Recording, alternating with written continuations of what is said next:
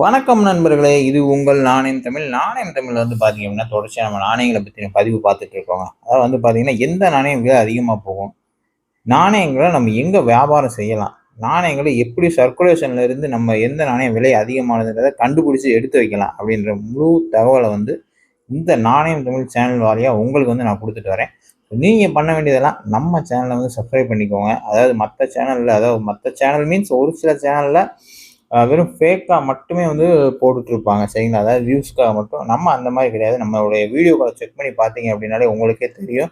So நாணயங்கள வந்து பார்த்தீங்க அப்படின்னா, எந்த மாரி கண்டுபிடிக்கணுன்ற இந்த புத்தகம் சரிங்களா? இந்த புத்தகம் வந்து பார்த்தீங்கன்னா, ஒரு ஒரு வருஷமும் வந்து அச்சிடப்பட்டு வெளிவரும். இந்த மாரி புத்தகங்கள் உங்களுக்கு தேவை இருந்தால் மட்டும் வாங்கிக்கோங்க. சரிங்களா? விலை வந்து பார்த்தீங்கன்னா, ஒரு புதுசா வரும்போது ஒரு ரூ. 900 ரூ. 1000 ரேஞ்சுல இருக்கும். அதுக்கப்புறம் மேபி கொஞ்சம் கம்மியாகறதுக்கான வாய்ப்புகள் இருக்கு.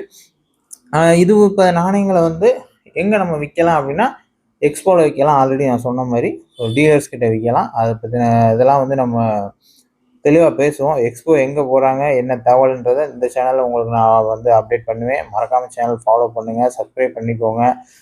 மத்த வீடியோக்கள போய் செக் பண்ணீங்கன்னா, அதுலருந்து தகவல வந்து குடுத்துருப்பேன். என்ன மின்ட் ரேரு, என்ன வருஷம் ரேருன்னு அதெல்லாம் பேப்பர்ல எழுதி வச்சுக்கோங்க.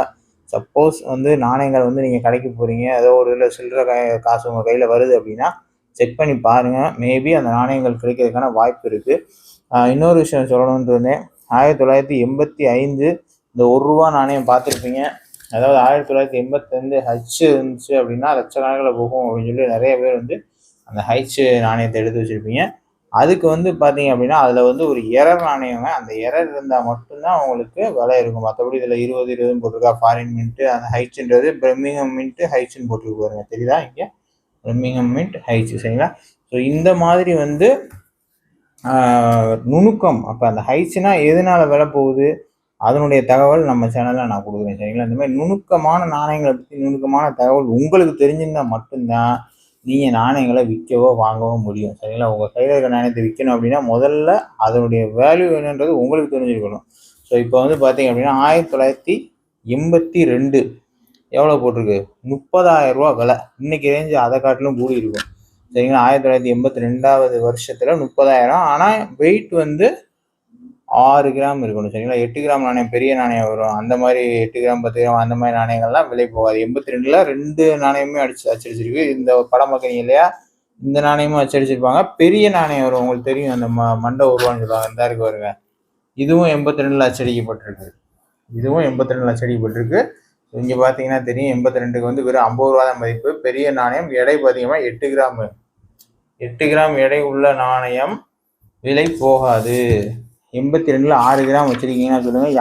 யாரு வேணா வாங்கிக்கிறவங்க. உங்க வீட்டுக்கே தேடி வந்து வாங்கிட்டு போயிடுவாங்க. அந்த அளவுக்கு ஒரு ரேரான நாணயம்.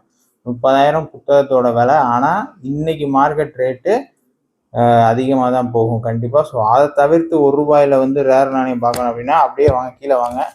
1991 பாருங்க. 1991 தெரியுதா கீழே வருஷம்? 1991ல கடைசியா நொய்டா மின்ட்டு எவ்வளோ போட்டிருக்கு? 20,000 போட்டிருக்கு பாருங்க. ஸோ அதை வந்து ரேர் காயின்.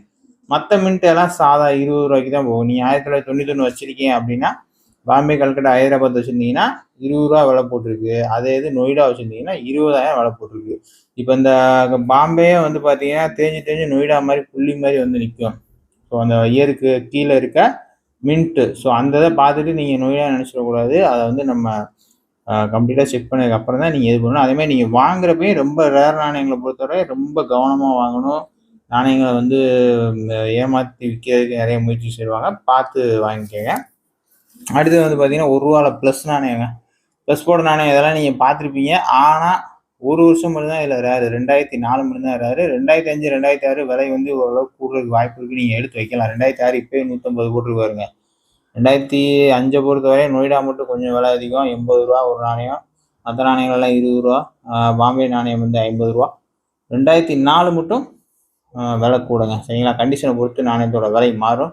இந்த மாதிரி நாணயங்களுடைய தகவல் உங்ககிட்ட உங்கள் வீட்டுக்கே வந்து சேர்க்குறேன் செல்ஃபோன் வழியாக. மறக்காமல் நீங்கள் சப்ஸ்கிரைப் பண்ணி வச்சுக்கோங்க. ஸோ இதுவரை சப்ஸ்கிரைப் பண்ண எல்லாருக்கும் ரொம்ப ரொம்ப நன்றி. இனிமேல் வந்து தொடர்ச்சியாக வீடியோக்கள் வந்துக்கிட்டே இருக்கும். Thank you so much.